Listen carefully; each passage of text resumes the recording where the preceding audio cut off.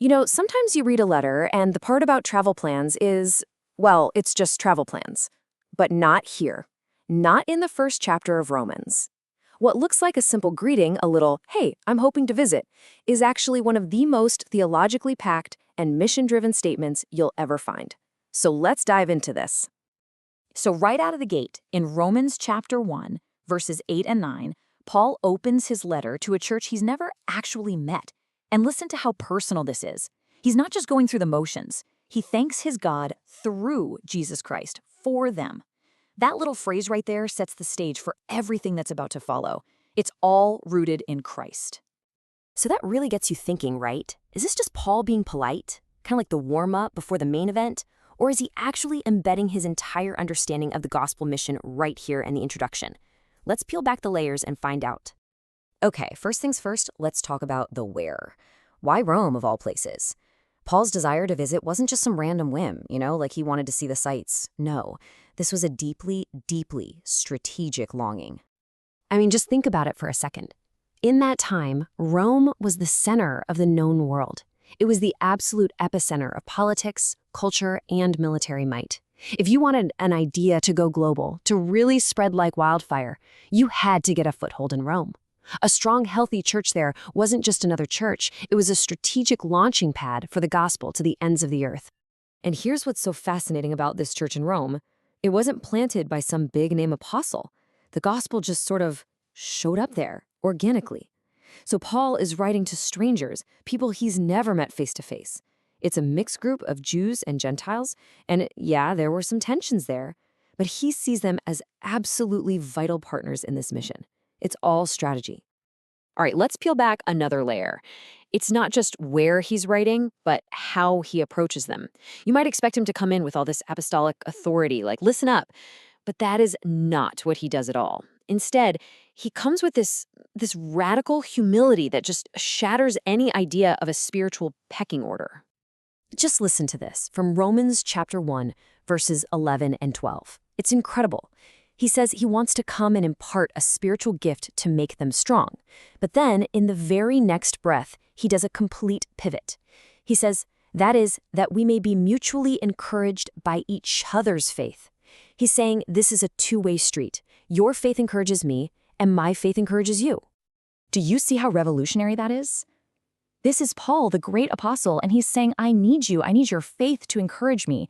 It's this beautiful picture showing us that the ground is completely level at the foot of the cross.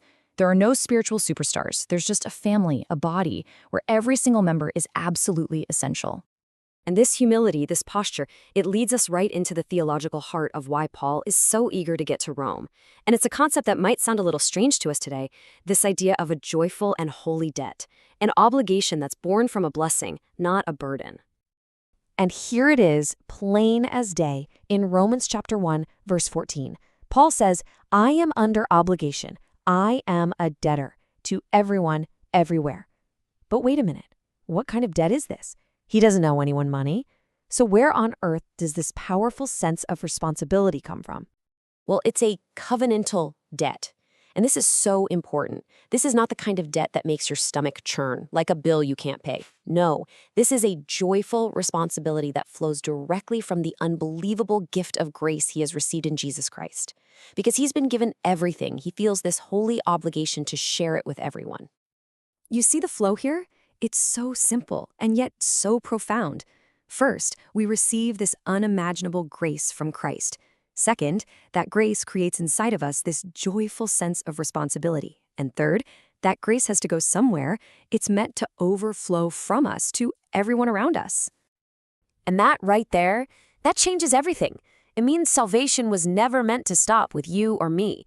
It's not some private possession that we're supposed to hoard. Christ gives us this incredible gift, and the whole point is for us to give it away. Grace isn't static. It is a dynamic, missional force. So now we can bring all of these layers together, the strategic plan, the mutual ministry, the joyful debt, and when we do, we see that they all point in one singular direction. They all point to one person, Jesus Christ. He is the reason for everything. Paul's longing to see the Romans isn't just social. His heart is drawn to them because he sees Christ in them. Their shared faith in the Son of God is the motive, the magnet that is pulling him all the way to Rome. And where does he get the strength for all this? Well, Christ is the power. Remember in verse 9, he says he serves God in the gospel of his Son. His entire ministry, his strength to endure, his confidence to preach, it is all empowered by Jesus. And what about that spiritual gift he wanted to bring them? The content is Christ. It wasn't some mystical secret or a special ability. The gift is the gospel itself, the good news of what God has done for us through his Son, Jesus. And finally, why do all this? The purpose is Christ. Paul's entire mission, his sense of debt to the nations, his strategic desire to get to Rome, it's all aimed at one goal, fulfilling the great commission of Jesus Christ himself. It's all for him. And that brings us to this incredible triumphant declaration in Romans chapter 1, verse 16. This is the why behind everything. It's why he feels like a joyful debtor. It's why he longs for mutual encouragement. It's why he is compelled to go to Rome, because he is absolutely positively not ashamed of the gospel. He knows that it's not just a message, but the very power of God for salvation.